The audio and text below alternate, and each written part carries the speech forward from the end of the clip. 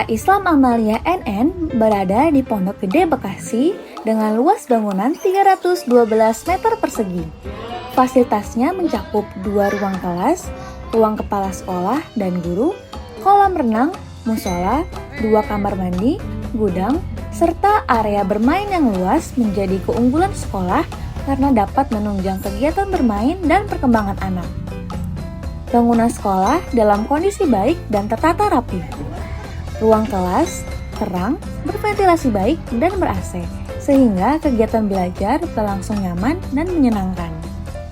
Sekolah ini memiliki visi untuk menjadi PAUD yang membentuk anak berakhlak mulia, cerdas, terampil, dan mandiri.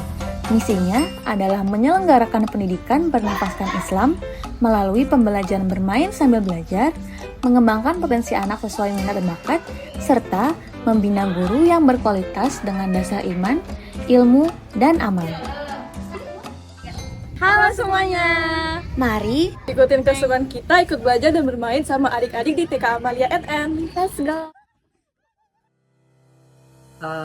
Saya Siska Lizawati. Perjalanan dari sekolah Amalia ini sendiri berawal dari, memang sebelumnya itu kita bernama Amarjan. Jadi mengawali TK Islam Amalia NN di tahun 2014, yang dimana masa peralihan dengan Al-Marjan. Kalau untuk tujuan pendidikan kita di sini itu pastinya bertujuan itu bermain sambil belajar ya, belajar seraya bermain, gitu kan. Yang dimana anak untuk mendapatkan pendidikan itu sambil bermain, enggak yang hanya duduk klasikal. Kita mempunyai kurikulum pembelajaran berbasis sentra, itu 6 sentra di sini. Jadi ada sentra persiapan, ada sentra bahan alam, ada sentra seni kreativitas, ada sentra sosiodrama ya, bermain peran, ada sentra ibadah, balok. Itu kita hampir 8 sentra yang kita buka dulu di sini. Nah itu memang ibaratnya sistem pembelajarannya sangat efektif untuk anak. Ya, bismillahirrahmanirrahim. Nama saya Priyani Eka Sri Sumiati.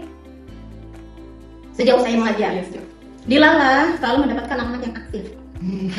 Kami tambah dengan lapangan yang besar seperti ini, makanya banyak orang tua tuh nyari sekolah di sini, menyokong anak ke sini karena lapangannya besar. Dan setiap tahun ya pasti ada anak yang aktif, ada anak yang anteng banget, ada anak yang standar aja ada. Makanya itu kita selalu memudahkan. Masalah gitu, kadang kalau kita lagi menerapkan, ada yang ngobrol di sana, ada yang ngobrol di sini. Kadang kita ngomong dipotong lagi sama mereka, itu sih kalau bikin keselnya, karena mereka belum tahu aturan. Biasanya karena sering bawa mainan itu kadang terjadi perselisihan. Yang buka sering, laporan terus sama orang tua juga sering. Sebenarnya kalau kurikulum mereka sih lebih memudahkan guru sih Kak sebenarnya ya. Karena kan semua dibebaskan gurunya mau apa. Yang penting pembelajaran itu berpusat pada anak.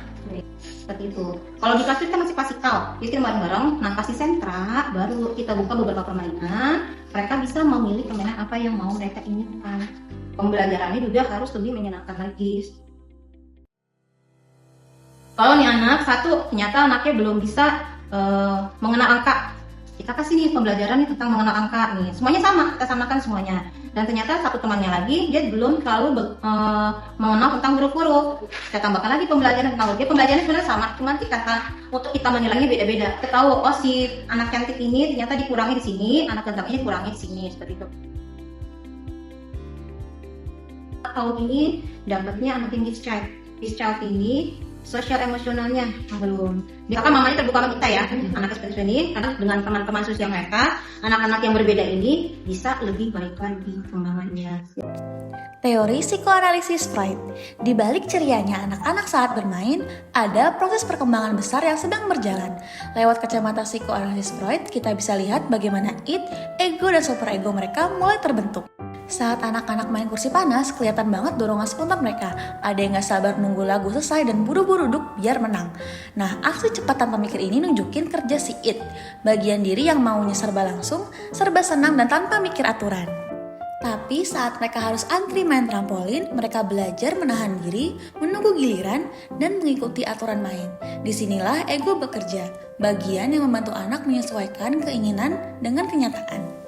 Saat seorang anak menawarkan kursi kepada gurunya untuk duduk, tindakan kecil ini nunjukin kerja superego, bagian diri yang nyimpan nilai baik dan empati. Teori kognitif Piaget. Menurut Piaget, anak 2 hingga 7 tahun ada di tahap praoperasional, di mana anak bisa berpikir dengan simbolik namun masih intuitif. Saat mereka membuat boneka dari gelas kertas, terlihat kemampuan simbolik dan bermain pura-pura yang menjadi ciri utama tahap ini. Baik di dalam rumah ataupun di luar rumah. Saat anak menyebut cicak sebagai hewan peliharaan, terjadi asimilasi. Namun setelah guru menjelaskan, dia mengakomodasi dan merombak pemahamannya kalau cicak bukanlah hewan peliharaan. Teori sosiokultural Vygotsky. Dalam teori sosiokultural Vygotsky, belajar terjadi melalui interaksi sosial dan bantuan dari orang yang lebih kompeten. Observasi menunjukkan bahwa anak-anak sering belajar melalui hubungan sosial, misalnya saat membantu teman yang melipat sejadah atau seorang anak menjadi khalifah di kelas. Scaffolding tampak ketika guru menjelaskan perbedaan hewan peliharaan dengan hewan buas atau saat membantu mereka menggunting. Pada situasi ini, anak berada dalam zone of proximal development, yaitu wilayah kemampuan yang dapat dicapai dengan bantuan minimal. Proses internalisasi juga terlihat ketika anak sudah mampu membaca doa dengan lancar serta menjalankan tugas kepemimpinan kelas secara mandiri. Selain itu, pengaruh budaya juga muncul dalam kebiasaan ibadah dan penggunaan bahasa sehari-hari yang mereka tiru dari lingkungan. Teori psikososial Erikson. Lewat kegiatan seperti memimpin doa, mengatur barisan, dan ikut permainan kelompok, anak menunjukkan perkembangan tahap inisiatif versus guilt. Saat mereka diberi kesempatan memimpin dan berpartisipasi aktif, rasa percaya diri, kerjasama, dan ekspresi emosi positif ikut berkembang. Dukungan guru dan teman sebaya membuat anak merasa aman untuk mencoba, sehingga inisiatif mereka berkembang kuat tanpa rasa takut atau ragu. Teori Discovery Learning Brunner. Menurut Brunner, bermain adalah cara anak belajar dan bereksperimen tanpa takut salah. Hari itu kita mengenalkan permainan galaksin dan mereka langsung bersemangat. Walau banyak yang curang, tapi bikin suasana ramai. Mereka juga mengenalkan permainan ciptaan sendiri yaitu Monster versus Quran.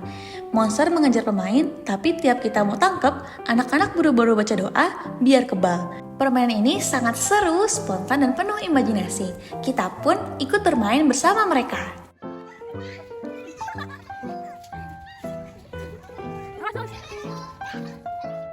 Teori perkembangan motorik halus. Perkembangan motorik halus dapat disimulasi melalui berbagai aktivitas sederhana seperti menggambar, menggunting, dan mewarnai sesuai dengan imajinasi mereka. Selain itu, belajar memakai sikat gigi membantu mereka mengembangkan koordinasi dan kontrol tangan secara natural. Teori perkembangan motorik kasar. Motorik kasar adalah kemampuan anak memakai otot besar mereka, seperti lari, lompat, dan bergerak bebas. Di kelas mereka aktif banget. Pas main kursi panas, mereka sangat kompetitif. Mereka lari muter kursi sangat kencang. Habis itu, di trampolin, mereka juga lompat-lompat tidak berhenti. Wajar di usia segini, energi mereka lagi sangat tinggi dan mereka lagi senang eksplor gerak tubuh. Play as Rhetoric Sutton Smith. Sutton Smith menjelaskan bahwa permainan punya 7 retorika yang muncul dan berbeda-beda pada anak. Di TK Islam Amalia NN, retorika kemajuan terlihat saat anak main sambil belajar, seperti berhitung dan bergiliran. Retorika imajiner tampak pada pura-pura dan permainan monster versus Quran. Retorika kekuatan juga muncul ketika anak memimpin atau berkompetisi. Anak juga membangun identitas kelompok melalui geng main yang konsisten. Retorika diri terlihat saat anak mengekspresikan emosi atau memilih bermain sendiri. Dalam retorika takdir, anak menerima menang dan kalah dan juga bergiliran bermain. Serta retorika frivolitas hadir melalui tawa, spontanitas, dan permainan tanpa tujuan besar.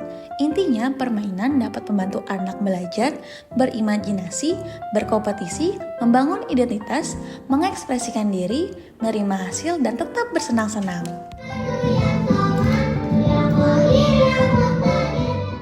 Frame Theory of Play. Selanjutnya, menurut Batson, bermain terjadi kalau anak paham bahwa sebuah tindakan hanya pura-pura lewat sinyal "this is play". Di TK Islam Amalia NN, kerangka bermain dibentuk lewat ajakan seperti "ayo pura-pura main" dan ekspresi santai, misalnya anak B berguling sambil bilang sebagai tanda jelas bahwa interaksi masuk kode bermain. Kerangka dipertahankan ketika tindakan yang mirip nyata tetap dimaknai ringan, seperti pukulan pura-pura yang langsung diikuti tawa. Tapi, kerangka bisa bergeser misalnya saat ajakan tidak direspon atau rebutan kursi jadi terlalu serius. Intinya, dalam bermain, anak belajar membaca sinyal, membedakan main dari serius, menjaga interaksi tetap aman, dan memahami bahwa suatu tindakan tidak selalu bermakna seperti bentuknya.